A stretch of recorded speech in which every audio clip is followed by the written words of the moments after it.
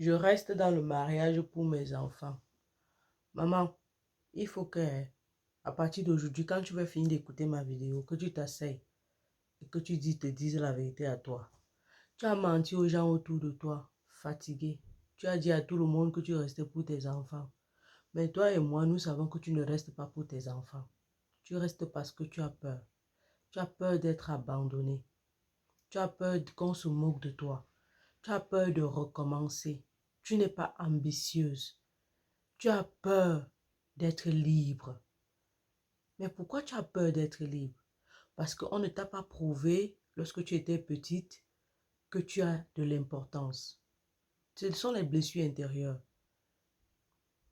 Des parents qui ne t'ont pas montré de la valeur. Ils ne t'ont pas montré que manger à table, que tu peux manger à table avec eux, que tu es une personne qui a des décisions à prendre, que tu dois pouvoir t'assumer, accepter qui tu es, faire face à tes peurs, faire face à tes difficultés, et que tu dois pouvoir quitter une scène lorsqu'elle ne te convient pas.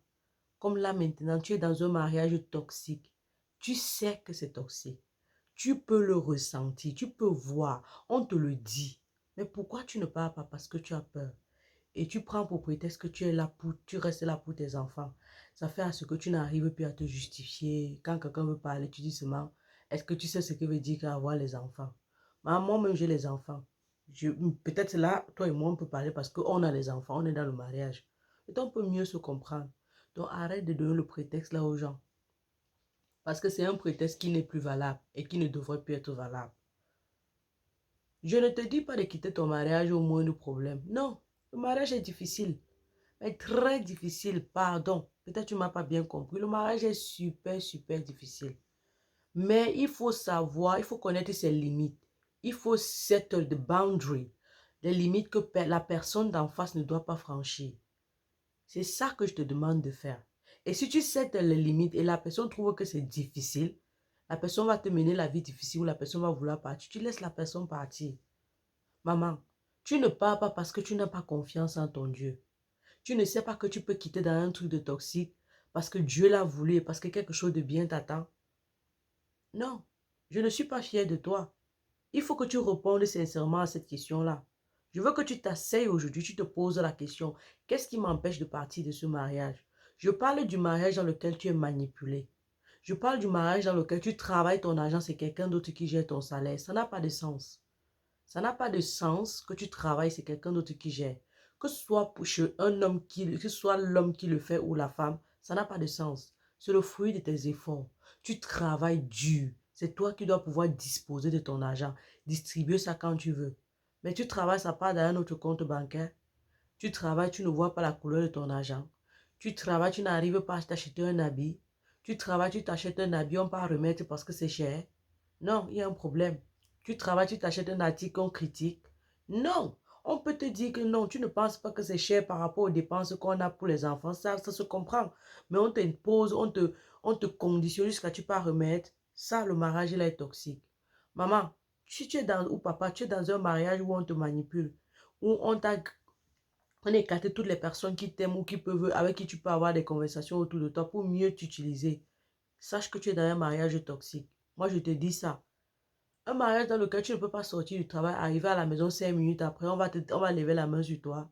Un mariage dans lequel on te rappelle tout le temps que tu ne vaux rien, tu n'es pas mieux que d'autres femmes dehors, mieux que les femmes, que telle femme, telle femme, telle femme ou tel homme. Là-bas, là, ce n'est pas bon. Au début de la vidéo, je parlais aux femmes. Mais là, je mélange tout le monde parce que ça concerne tous les deux genres. Que ce soit le genre masculin, que ce soit le genre féminin. Les femmes, les hommes subissent aussi la violence, pardon, la violence verbale. Mais là, prenons l'exemple de la femme qui ne veut pas partir parce qu'elle dit qu'elle est là pour ses enfants. Non, Emma, tu n'es pas là pour les enfants. Moi, je te dis que tu mens. Tu n'es pas là pour les enfants. Tu es là parce que tu aimes la personne et tu sais que la personne ne t'aime pas. Tu sais que dans la relation là, tu es seul, mais tu es toujours là. C'est quelle relation dans laquelle tu ne peux pas rentrer du travail, on te demande comment était ta journée. Ou alors quand tu expliques que ta journée était difficile, on te dit plutôt que fais le couscous, tu me donnes de manger. C'est quelle relation dans laquelle tu ne peux pas dire que chérie, aujourd'hui on mange au restaurant parce qu'elle me sent fatiguée, parce que je n'ai pas eu la force de préparer. C'est quelle relation dans laquelle tu ne peux pas pleurer, l'homme te prend, il te baisse. C'est quelle relation dans laquelle tu vis avec un homme. Il est au salon, tu es dans la chambre. Chaque temps, vous n'avez pas les discussions. Vous ne commentez pas sur les films ou les événements. Ou alors vous ne faites pas le Congo ensemble. Ou vous ne commentez pas l'actualité du jour. C'est quel genre de relation? C'est quel genre de relation que vous êtes toujours à distance. Vous communiquez par message. C'est quoi? Selon toi, c'est quel genre de relation que tu vis? Tu dis que tu fais pour les enfants. Tu penses que les enfants ne voient pas ce qui se passe dans ta maison? Moi, je te dis qu'ils voient. Et si tu veux discuter avec moi, demande à quelqu'un de l'extérieur de leur demander si ça va bien à la maison. Ils vont tout narrer, tout vont te raconter tous les événements. Même ceux que tu t'es caché dans la chambre avec monsieur, tu as fait jusqu'à tu croyais que tu cachais. Toutes les fois où tu as pleuré, tes enfants ont vu. Et chaque fois qu'ils ont vu, ils ont été blessés.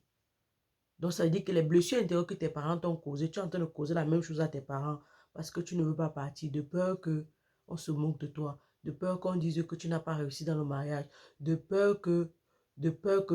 Le tout, ce n'est même pas de partir. Tu peux taper la main sur la table. Ça casse d'abord le mariage pour une période. Vous discutez, vous êtes en froid. Après, vous vous remettez. Mais la personne aurait déjà compris que non, tu avais franchi une barrière que je n'ai pas voulu. Cette période-là où vous êtes en froid, vous avez les problèmes, ça ne veut pas dire que vous êtes forcément séparés. Vous êtes juste en train de mettre les points sur les i. Tout ce qui se passe dans ta maison, tes enfants voient ça et ils souffrent. Parfois, le divorce est thérapeutique. Parfois, quand tu te sépares de la personne, c'est plutôt une thérapie pour tes enfants. C'est mieux qu'un enfant te voie sourire. Même quand tu allaites et que tu souffres, ton bébé le sait. Imagine-toi un grand enfant de 6 à 7 ans, 8 ans, 9 ans qui voit les choses. Ils voient tout, hein. J'ai bien dit qu'ils voient tout. Ils entendent même ce que vous pensez qu'ils n'entendent pas. C'est à l'école, quand on demande de dessiner la famille, tu vois, ils dessinent le père à distance, il met les cornes sur la tête du père. Alors que le père leur donne tout. Il les inscrit à l'école, il leur donne tout. Mais simplement parce que le père ne traite pas bien la mère, on demande de dessiner, il va dessiner le père à gauche, il va mettre les cornes sur la tête du père. Parce que le père traite mal la maman. Mais ça là, vous ne savez pas. Vous croyez que c'est la blague. Vous êtes en train de traumatiser les enfants. Vous ne restez pas là-bas pour les enfants. Vous restez là-bas pour vous. Parce que vous avez peur. Peur de quoi?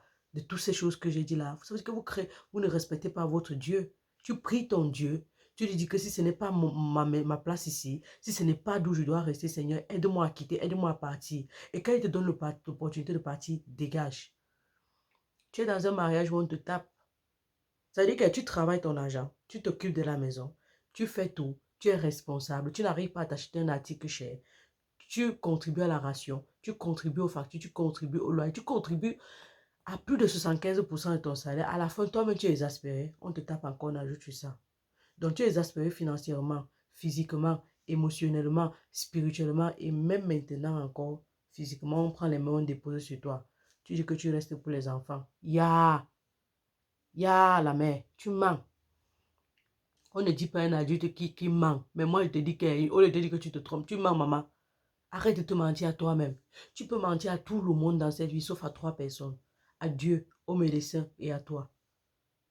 Non, il faut que tu arrêtes de te mentir. Ça là, ce n'est pas bon. Je ne suis pas dedans, je refuse ça. Si c'est que je veux t'aider à sortir, je sais que je vais t'aider, pardon, à sortir des blessures intérieures, à guérir des blessures intérieures, il faut qu'on commande à passer dire la vérité. Ma, dis-toi la vérité. Ce que tu vis là, ce n'est pas bon. Ce n'est pas bon pour tes enfants. Ce n'est pas bon pour toi. Tu es en train de survivre.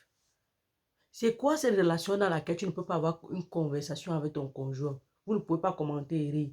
Toujours la tension tout le temps. Les nerfs tout le temps. C'est quelle relation dans laquelle tu restes avec un homme, il appelle sa copine, sa go de dehors pour lui dire qu'il part. À minuit, il sort, il part et tu me dis que tu es dans le mariage. C'est quel mariage? Il te méprise. Ce qu'il a fait là, c'est un gros mépris. Tu crois qu'il va encore te respecter de quelle façon un jour pour compenser le fait qu'il soit à la maison avec toi à minuit parce que tu viens d'accoucher et que tu refuses de lui donner, il se lève pas voir sa copine devant toi jusqu'à te dit. Non, hein. C'est pas ça, c'est pas le mariage. Hein. Peut-être on t'a trompé, c'est pas le mariage. Le mariage, c'est le respect. Tu viens d'accoucher, tu es indisposé, tu ne peux pas donner à ton mari est supposé comprendre. Et si dans la mesure où il ne peut pas comprendre, il peut te tromper, mais sans que tu le saches, en se disant, je ne vais pas tirer un peu avec le préservatif juste pour me soulager, ma femme ne doit pas être au courant. Mais jusque-là, ce n'est pas bien, il t'a trahi. C'est une trahison très grave. Mais du moment où il te respecte dans sa trahison, ça prouve qu'il te respecte. Tu avais un homme qui te trompe, il met à disposition, il te laisse voir tout ce qu'il fait. Et quand tu veux parler, il te dit que tu voulais qu'elle t'épouse. Non, je peux avoir tes parents. Je te passe la bague au doigt. Et toi aussi, tu acceptes. C'est à quel moment tu vas voir ta valeur? Je veux comprendre. Tu as une valeur, hein? On ne t'a pas dit. Tu as une valeur, tu es très valeureuse. Moi, je sais que tu as une valeur, tu es une fleur, je t'ai toujours dit ça. Et une fleur, je te rappelle la notion de fleur. La fleur redonne vie à une pièce, ça décore, ça donne de l'ambiance, ça donne de la joie. Les fleurs dans la chambre, les fleurs au mariage, les fleurs aux anniversaires, et même les fleurs dans le deuil, même quand on pleure, on met les fleurs. C'est ça que tu ne sais pas. Tu es une fleur, ce que tu vis dans la maison là, ce n'est pas bon. Tu peux quitter là-bas, tu réussis. Tu manques d'ambition, tu as fréquenté, tu as fait beaucoup l'école, ou même tu as seulement fait un peu. Tu as un talent là qui t'anime, ou la couture, ou utiliser, faire la laine, je ne sais pas trop quoi, faire la coiffure. Tu es chez quelqu'un avec, tu n'arrives pas à exprimer, parce que la personne ne te laisse pas exprimer. La personne t'étouffe. Tout ce que tu sais faire, c'est prendre soin des enfants, prendre soin de la maison, travailler. Quand tu finis de travailler, à peine tu peux sortir un 5 francs donner à ta famille, à peine tu peux même aider un membre de ta famille ou alors tu peux sortir librement un 5 francs utilisé. Tout ce que tu fais est contrôlé. Tu n'es pas un esclave. Non, hein? Pourquoi tu vis l'esclavage dans ta propre maison? C'est supposé être ta maison. Tu es supposé être libre. Attends, je ne comprends pas. Tu n'es pas libre dans ta maison et ça ne t'inquiète pas. Tu dois être libre de tes mouvements. Mais moi, ma question est que si tu restes pour tes enfants, c'est quelle éducation que tu leur donnes? Parce que tu es leur exemple. Tout ce que tu as en train de faire, tes enfants vont copier. Tu penses que demain, tes enfants vont faire ce que tu fais là? Non. La société d'aujourd'hui n'est plus la même. 2024, ce n'est pas 1980. Non, hein. Les réseaux sociaux enseignent. Et les réseaux sociaux n'enseignent pas comme tu voudrais. Ça enseigne dans le vrac. Les enfants copient. Tout est sur les réseaux sociaux, les divorces, l'émancipation de la femme, tout ça. Tu veux que ton enfant ait copié là-bas? Non, tu dois servir d'exemple. Si tu dis à ton enfant que apprends à dire non, parce que c'est ce que j'apprends, je t'enseigne dans cette vidéo, apprends à dire non, ça veut dire que toi-même tu dois montrer par le bon exemple. Papa a fait ceci, je n'ai pas voulu, il a excédé les limites, je n'ai pas voulu qu'il dépasse les limites, j'ai dit non. Et la vie continue, c'est cool. Mais pas que je ne dis pas d'abandonner le mariage à la première difficulté, non. Il y a les difficultés dans le mariage, on fait front. On est là-dedans pour se battre, pour que ça évolue. Mais il y a des limites. Toi, tu dois te connaître. Il y a des choses que tu dois savoir que je ne peux pas accepter. Un homme t'a été infidèle. Tu sais que tu ne supportes pas l'infidélité. Tu sais que ça ne prend pas. Tu essayes de forcer parce que, gars, si tu laisses au mariage, on va dire que, hey, le parler encore, le parler encore. C'est comme ça que tu es dedans. Tu souffres, hein. Tu souffres. Tu prends le poids exagérément, on ne sait pas comment tu prends le poids. Simplement parce que tu te caches derrière la nourriture pour cacher, tu manges pour cacher tes souffrances.